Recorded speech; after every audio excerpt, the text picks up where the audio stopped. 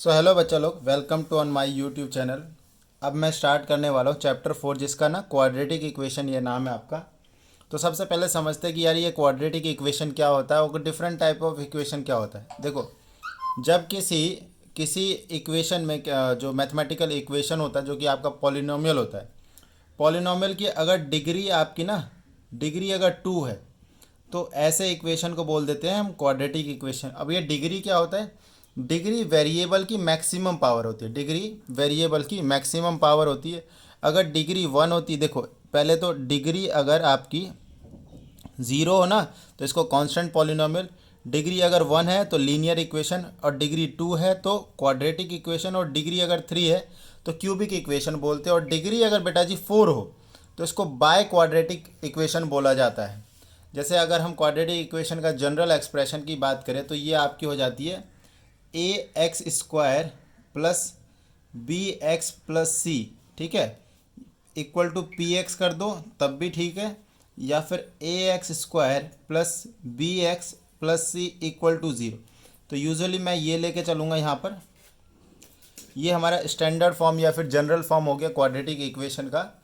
In terms of x लिखा है मैंने यहाँ पर। एक्स स्क्वायर का जो कॉफिशेंट है वो ए हो गया, एक्स का कॉफिशेंट बी हो गया, और सी एक कांस्टेंट टर्म है। बात समझ में आ रही है? तो जो एक्सरसाइज 4.1 है ना, एक्सरसाइज 4.1 में स्टार्ट करता हूँ। एक्सरसाइज 4.1 में जो पहले जो क्वेश्चंस हैं, सिर्फ ये चेक करना है कि ये क्वाड्रेटिक इक्वेशन है या नहीं। जैसे कि जो पहला, अगर मैं फर्स्ट क्वेश्चन का फर्स्ट पार्ट लेके चलूँ तो इसमें बेटा जी आपसे पूछा हुआ एक्स प्लस वन का whole square equals to 2 × x−3। अब ये देखने से तो आपको लगता नहीं, लेकिन ये देखो यहाँ पर एक फार्मूला काम कर रहा है, that is a plus B का होल स्क्वायर। इसका फार्मूला क्या होता है आपका? A square plus B square plus 2ab, ये फार्मूला होता है हमारा। चलो इसको अगर हम यहाँ पे लगाए तो देखो क्या हो जाएगा, ए प्लस बी ये हो जाएगा, देखो x square plus 1 plus 2 × x, और इधर आप मल्टीप्लाई कर दो राइट साइड में, 2x−6 हो जाएगा। तो इधर देखो बेटा 2x और 2x कट जाएगा यहाँ पे। अगर इक्वेशन के एक लेफ्ट साइड में और एक राइट साइड में इक्वल साइन के, और दोनों का साइन सेम है तो ये कट जाता है, तो ये कट गया। अब ये देखो x square plus 1 equal to -6, और ये एक्स स्क्वायर प्लस 7 हो गया इक्वल टू 0। तो क्या ये क्वाड्रेटिक इक्वेशन है? हाँ। क्यों? क्योंकि ये इस फॉर्मेट में है। ये कैसे पता चल रहा है बेटा जी? अगर आपको इक्वेशन में एक्स स्क्वायर दिख जाए ना तो आप आंख बंद करके बोल सकते हो कि ये क्वाड्रेटिक इक्वेशन है। सर इसको आप हम लिख के दिखाएंगे इस तरीके से। देखो कैसे लिख सकते हैं आप, x square plus 0x+7 equal to 0। ये चीज़ हम इस फॉर्मेट में लिख रहे हैं। ये कहाँ से आया? क्योंकि इसमें बी वाला टर्म नहीं है ना, तो आप 0 लगा दो उसकी जगह पे। तो इधर से देखो ए की वैल्यू कितनी आ रही, 1, बी की वैल्यू 0, और सी की वैल्यू आ गई 7। ठीक है, तो इस तरीके से हम पता कर पा रहे हैं कि ये क्वाड्रेटिक इक्वेशन है। चलिए नेक्स्ट क्वेश्चन पे। इसी में देखो और भी क्वेश्चन है, बाकी आप इसमें मल्टीप्लाई कर करके देख सकते हैं। फॉर एग्जांपल मैं इसका, अगर मैं 7th पार्ट देखूं, 7th पार्ट में बेटा जी क्या है, x प्लस 2 की पावर ना 3 है, equals to 2x x square -1। तो आप इसको a प्लस बी की पावर 3 ओपन करोगे। a प्लस बी की पावर 3 का फार्मूला क्या होता है? a³ plus b³ plus 3ab a plus B, ये होता है। तो इसको इस तरीके से सॉल्व कर लेंगे हम। जैसे देखो x³ b³, 2 का क्यूब 8 प्लस 3ab, तो 3 × x × 2, तो ये हो जाएगा 6x, और ब्रैकेट में a प्लस बी तो x प्लस 2। इस साइड में देखो 2x × x² तो 2x³ अब -2x हो जाएगा। ठीक है, तो अब यहाँ पर देखो सॉल्व कर लो पहले थोड़ा सा और इसको। ये हो गया 6x² प्लस 12x, और ये इस साइड में आ गया 2x -2x³ इक्वल टू 0। ये चीज़ हो गई। अभी यहाँ पर देखो x³ वाला टर्म ना कट नहीं रहा है, ये 1x³ है, ये -2x³ है, तो आंसर -x³। अब स्क्वायर वाला देखो कितना है, 6x²। अब ये देखो x वाला तो 14x प्लस 8 इक्वल टू 0। अब बेटा जी यहाँ पर आपको दिख रहा होगा मैक्सिमम डिग्री, जो कि वेरिएबल की पावर होती है। तो मैक्सिमम डिग्री यहाँ पर कितनी दिख रही है, यहाँ पे दिख रही है 3, तो हम बोलेंगे ये क्यूबिक है। ये क्या है, cubic equation. It is not quadratic, it is not quadratic, क्योंकि क्वाड्रेटिक में मैक्सिमम डिग्री आप कितनी होनी चाहिए, 2 होनी चाहिए। मैक्सिमम डिग्री कितनी होनी चाहिए, 2 होनी चाहिए, ठीक है। बाकी सबको भी आप प्रॉपरली सॉल्व करके देख लेंगे और आपको उससे पता चल जाएगा कि वेदर इट इज़ क्वाड्रेटिक और नॉट, ठीक है। जो क्वेश्चन नंबर 2 है उसको ज़रा हम सॉल्व करके देखते हैं। क्वेश्चन नंबर 2 आपके वर्ड प्रॉब्लम्स वाले हैं। तो represent the following equation in the form of quadratic equation. इसमें क्वाड्रेटिक इक्वेशन बना के दिखाना है। चलो जी, आपको करके दिखाते हैं। इसमें टोटल आपके 4 क्वेश्चन और बहुत ही इंपॉर्टेंट क्वेश्चन है सारे के सारे। तो ज़रा इसको सॉल्व करने की कोशिश करते हैं। तो देखो, area of rectangular plot is 528। सबसे पहले आप एक रेक्टेंगुलर प्लॉट बनाएंगे, ऐसे बना लिया। रेक्टेंगुलर प्लॉट है, आपको पता है कि इसका रेक्टेंगुलर प्लॉट का जो एरिया क्या होता है, length into breath.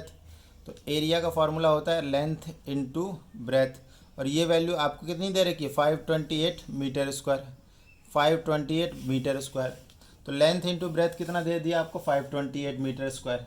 Length into breadth आपको कितना दे दिया, 528 मीटर स्क्वायर। चलिए आगे बोलते हैं कि length of the plot is 1 more than the twice of its breath. जो लेंथ ऑफ प्लॉट है वो ट्वाइस से भी एक ज़्यादा, ये गिवन है। ये चीज़ क्या है अपने को, ये चीज़ गिवन है। Why we need to find the length and breadth of the plot. We need to find, देखो ये जो लेंथ की वैल्यू जो ब्रेथ के टर्म से आई है ना, आप इसको इसमें सब्स्टिट्यूट कर दो। या तो आप इसको इक्वेशन मान लो, इसको 1 मान लो, इसको आप 2 मान लो। अब 1 की जो वैल्यू आप 2 में पुट कर देंगे तो ये देखो 2b + 1 into B is equal to 528। इसको आप मल्टीप्लाई कर दोगे तो क्या आ जाएगा, देखो 2b² plus b equal to 528। तो आपको तो बस यही करके दिखाना है ना, इसमें इससे ज़्यादा कुछ करना ही नहीं है। क्वाड्रेटिक इक्वेशन बनानी है और हमने क्वाड्रेटिक इक्वेशन बना दी। अब इसको सॉल्व करना है कि नहीं करना है उसको छोड़ो, सिर्फ बनाने हैं तो बना दिया। बहुत इजी तरीका है। इसके बाद सॉल्व करने का तरीके है, इसी में अगली एक्सरसाइज में हम सॉल्व करना भी सिखाएंगे आपको। ना जो सेकेंड पार्ट है इस क्वेश्चन का, देखो the product of 2 consecutive positive integer. जरा देखो ये कंसेक्यूटिव का मतलब क्या होता है, लगातार, एक के बाद एक। जैसे 1 के बाद क्या आता है 2, 2 के बाद क्या होता है 3 आता है, 3 के बाद क्या आता है 4 आता है। तो जो पहला नंबर अगर मैं x मान लूँ तो दूसरा नंबर क्या होगा, इससे एक ज़्यादा होगा ना, तो हम क्या बोलेंगे x + 1। बात समझ में आ रही है। पहला नंबर मैंने क्या बोला x, अब क्योंकि दोनों नंबर कंसेक्यूटिव है तो दूसरा क्या हो जाएगा, वो x + 1 हो जाएगा। ओके, बोल रहा है कि इन दोनों का जो प्रोडक्ट है वो 306 है। इन दोनों का प्रोडक्ट कितना है, 306। तो x × x + 1 कितना है, 306, 306। इसको सॉल्व कर लो, x² + x = 306। तो x² + x - 306 = 0 बेटा जी। ये आपका आ गया, समझ में आ रहा है। देखो कॉन्जिक्यूटिव इंटीजर है, एक अगर x लोगे तो दूसरा x + 1 ही लेना पड़ेगा आपको, इसमें कोई ऑप्शन नहीं है। उसके बाद देखो बहुत बेहतरीन क्वेश्चन, ये एज वाले क्वेश्चन जो होते हैं ना, ये बोर्ड वालों के या फिर जो आपके जो पेपर जो सेट करते हैं ना, उनका फेवरेट क्वेश्चन होता है एज वाले क्वेश्चन। तो इसको करने का तरीका समझो। कहता है कि Rohan's mother is 26 year older than him. देखो यहाँ पे 2 व्यक्ति हो गए, एक तो रोहन है, एक कौन है, रोहन है, और एक रोहन की मम्मी है। एक कौन है, रोहन्स की मम्मी। तो आप ऐसे कर लो ना, जैसे रोहन की मम्मी की एज हो गई x और रोहन की एज होगी y। रोहन की मदर की एज कितनी मान ली हमने, x मान ली। अब रोहन की एज y मान ली। अब आप अगर अच्छे से क्वेश्चन पढ़ोगे तो देखो मम्मी की एज ही ज़्यादा होगी बेटे से, इतना तो समझ पा रहे हो। हाँ, बेटे की एज थोड़ी ज़्यादा हो जाएगी। तो कहता है कि रोहन की मम्मी जो 26 साल बड़ी है रोहन से, मतलब जो x जो है वो y से 26 ज़्यादा है according to question. The product of their is 3 years from now will be 360। तो आज से 3 साल के बाद, आज से 3 साल के बाद रोहन की मम्मी कितने साल की हो जाएगी। देखो यहाँ पे लिखता हूँ मैं 3 years लेटर। रोहन की मम्मी होगी x + 3 years की, है ना। और जो ये रोहन जो है वो कितने का होगा, y + 3 का। मतलब ये वाला टर्म तो x + 3 हो जाएगा और ये वाला देखो एक चीज़, कोई दिक्कत नहीं है, इसको ऐसे भी कर सकते हैं। और दूसरा तरीका क्या है, एक इक्वेशन मान लो, इसको इक्वेशन 1 मान लो, और यहाँ पे बना देता हूँ मैं, इस चीज़ की जगह पे यहाँ पे लिखता हूँ 3 years लेटर। 3 years लेटर की क्या कहानी है, रोहन जो है वो y+3 का होगा, और रोहन की जो मदर है वो x+3 का होगा। क्वेश्चन में क्या कहता है कि 3 साल बाद इनकी एज का जो प्रोडक्ट है वो 360। तो 3 साल के बाद रोहन की एज y+3, रोहन की मदर की एज x+3। तो अकॉर्डिंग टू क्वेश्चन क्या बन रहा है कि x+3 into y+3 is equal to कितना है 360। ये चीज़ है। अब यहाँ पर क्या है कि दो वेरिएबल है ना, तो एक वेरिएबल को हम पुट कर देंगे। जैसे फॉर एग्जांपल हम x को पुट कर देते हैं, यहाँ पे x को क्या रख देंगे y+26। तो यहाँ पर रख दोगे y+26, तो x+3 ऑलरेडी है, y+26+3 कितना हो जाएगा y+29 हो जाएगा, और ये है y+3 इज इक्वल टू 360। अब जब इसको मल्टीप्लाई कर दोगे तो ये हो जाएगा y², और ये 3y 29y, तो 32y plus 29 into 3 87 is equal to 360। तो y² प्लस 32y, और ये इधर आके माइनस हो जाएगा। तो देखो 360 में से 87 अगर आप माइनस करो तो कितना बचेगा, 10 में से 7 के 3, 15 में से 8 के 7, ये 273 इक्वल टू 0। तो ये हमें क्वाड्रेटिक इक्वेशन बनानी है, तो ये भी बन गई। Now the last question of this exercise, train travel. देखो ट्रेन वाला क्वेश्चन है और वेरी इंपॉर्टेंट क्वेश्चन माना जाता है इसको।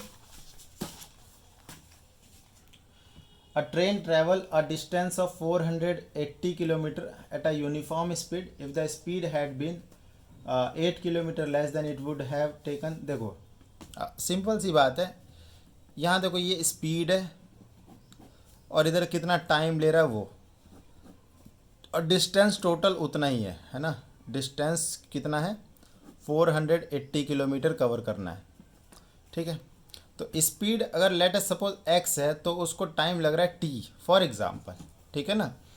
और कहता है कि अगर स्पीड 8 किलोमीटर कम होता, मतलब x-8 किलोमीटर पर आवर होता, तो इसको जो है ना 3 घंटे फालतू लग जाते, तो t+3 टाइम लग जाता है इसको, और डिस्टेंस अभी भी 480 किलोमीटर ही है। तो ऐसे क्वेश्चन को कैसे टैकल करना है, आपको डिस्टेंस, स्पीड और टाइम में एक फार्मूला पता होगा। What is speed, is what, speed होता है डिस्टेंस अपॉन टाइम। तो या फिर यूँ कह लो कि जो सर डिस्टेंस जो होता है ना, ये होता है आपका स्पीड इनटू टाइम।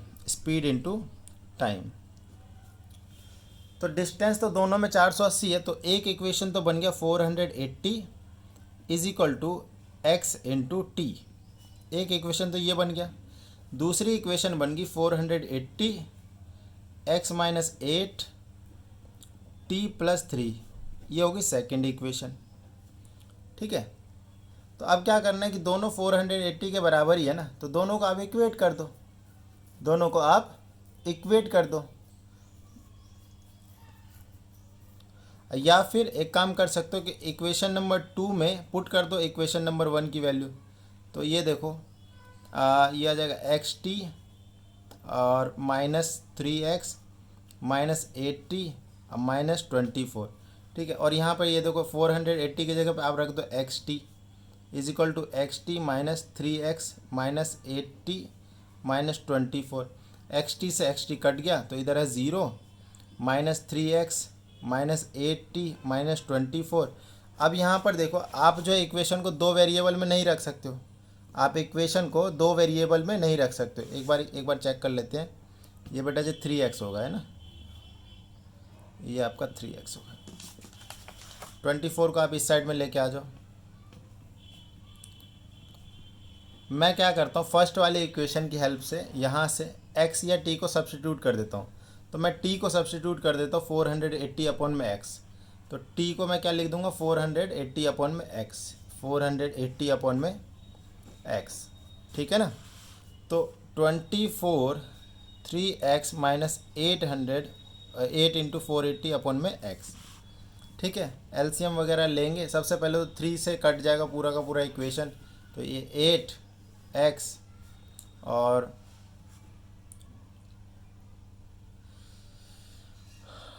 ये आ जाएगा, हाँ 8 इंटू 160 अपॉन एक्स।